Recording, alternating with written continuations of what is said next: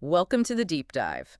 So, you're probably wondering about the real performance difference between Windows 11 and Windows 10. Yeah, especially with the latest Windows 11 update, 24H2, compared to, say, Windows 10 22H2. Exactly. We've dug through a load of benchmarks, user feedback, developers, power users, you name it, trying to cut through the noise for you. And the headline, basically, don't expect a massive speed boost. It's not really night and day. Right. For most things, they're pretty comparable performance-wise. Uh-huh.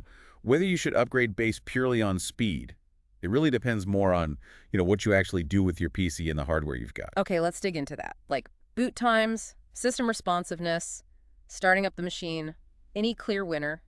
Well, Microsoft claims Win 11 resumes faster from sleep, but actual boot times, user reports are, frankly, all over the place. So some people feel 11, maybe especially 24H2, is snappier. Yeah, some do. But then others swear Windows 10 still feels more responsive. It's very subjective. And maybe the smoother UI animations in 11 play a part in that perception of speed. Could be, even if the actual task time isn't much different. When you look at launching apps, multitasking, again, the benchmarks are, well, inconsistent. Inconsistent, like Win 11 slightly faster sometimes. Sometimes, yes. But we've also seen reports, even with 24H2, of regressions in some app launch tests. DC Mark 10 showed some slowdowns. And you mentioned something about Office apps and VDI. Ah, yes. That's quite specific but important for businesses using virtual desktops. Reports indicate a noticeable performance hit for Office apps running on Windows 11 in those setups. Okay, definitely something for IT folks to consider. But Win 11 does have those multitasking features like snap layout. Snap layouts and virtual desktops are definite usability improvements. Now, for raw CPU power, productivity tasks. Yeah, what did the CPU benchmark show? Generally, pretty marginal differences. Early on, there were some tests, like on AMD Ryzen chips, where Win 11 had a slight edge in some things, Win 10 in others. Weren't there some initial worries about AMD performance specifically? There were, yeah, but those seem mostly ironed out now with updates. The bottom line on CPU benchmarks is still no clear, consistent winner across the board. Okay, let's switch gears. Gaming. This is a big one for a lot of listeners. Frame rates higher on 11 or 10? The million-dollar question. And the answer is, it really, really depends. Depends on the game, the hardware. Exactly. Highly inconsistent results. Early on, they were often neck and neck. Some newer benchmarks might show Win 11 slightly ahead in newer titles, maybe Win 10 still better in older ones. Any specific game examples? Sure, we've seen varying results in games like Assassin's Creed Valhalla, Cyberpunk 2077, Diablo 4. Sometimes 11 is faster, sometimes 10, sometimes it's basically a tie.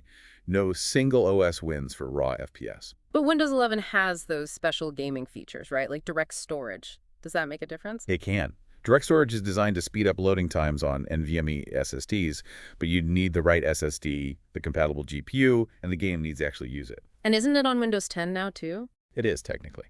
But Windows 11 has some deeper OS optimizations for it.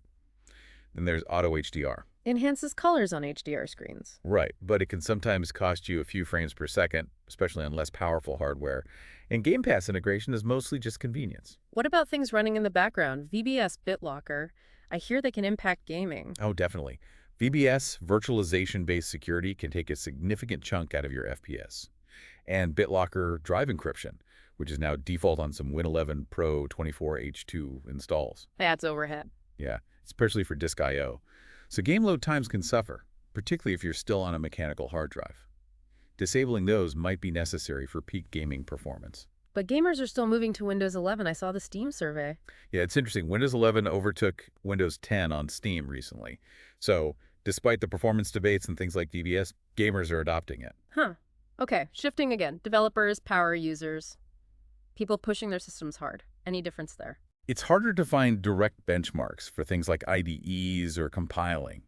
User reports on just general system responsiveness under heavy load are mixed. Mixed like. Some find it fine, others have issues. Exactly. We've seen reports of slower startups for some specific apps on Win 11, and some express concerns about stability when really hammering the system. What about virtualization performance?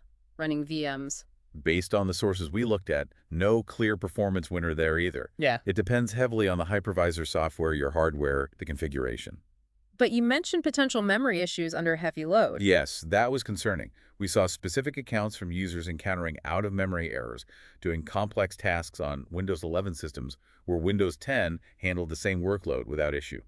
It suggests potential memory management weaknesses under pressure. That sounds like a big deal for power users. Let's talk resource use overall, CPU, RAM. Well, Windows 11 officially requires more RAM 4 GB minimum, but I realistically... need more than that. Oh, yeah. And the evidence points to Win 11 generally being more resource hungry, especially with RAM when the system is busy. Higher RAM usage, sometimes higher CPU or GPU usage compared to Win 10 in similar scenarios. Even though Microsoft talks about better memory management in 11. Right. There's a bit of a disconnect. They claim improvements, but we see quite a few user reports detailing high RAM usage, even memory exhaustion problems. So the theory doesn't always match practice for everyone. And disk performance, SSD versus HDD. That gap feels wider on Windows 11. It's really optimized for SSDs. Using a traditional hard drive on Windows 11 can feel noticeably sluggish boot times, app loading, and SSD is almost essential for a good experience. So hardware dependencies are even more critical for Windows 11 then. Absolutely. The stricter CPU requirements are one thing running on unsupported older chips might cause trouble, though some report 24H2 runs surprisingly well on older gear.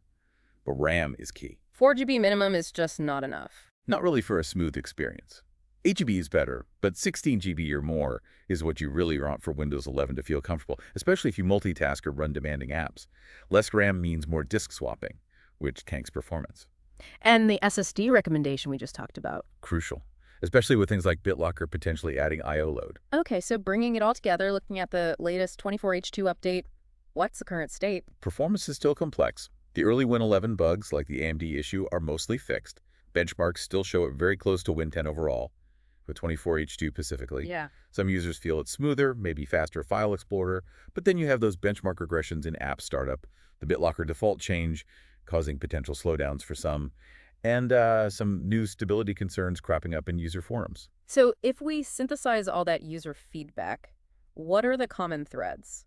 Well, on the plus side, the refreshed UI, for those who like it, the multitasking helpers like snap layouts, maybe some gaming feature appeal, and this perceived snappiness of 24H2 for some users. And the negatives. Still hearing about sluggishness, definitely the higher resource use, concerns about stability under load, the hardware requirements being a barrier, and some lingering UI complaints or performance regressions.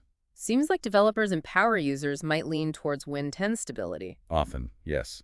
While gamers might be more tempted by Win 11 features, may be willing to overlook some potential performance quirks or tweak settings like VBS, it's a split. Okay, so the final verdict for someone listening right now. Upgrade or stick? Purely on performance. There's no compelling universal reason to jump to Windows 11 right now. It's really about your priorities. Features, UI, security updates versus maybe stability, lower resource use, known quantity. Exactly. Gamers, maybe lean towards 11 for direct storage if you have the hardware. Developers, power users, you need to weigh the stability reports and resource use carefully against Win 10. General users, it's left critical, maybe more about UI preference and future-proofing. And we have to mention Windows 10 end of life, October 2025. That clock is ticking. It is. So eventually, a choice needs to be made. New hardware for Win 11, running Win 10 unsupported, trying an unsupported Win 11 install, or maybe even switching OS entirely. Which leaves us with a final thought for everyone listening.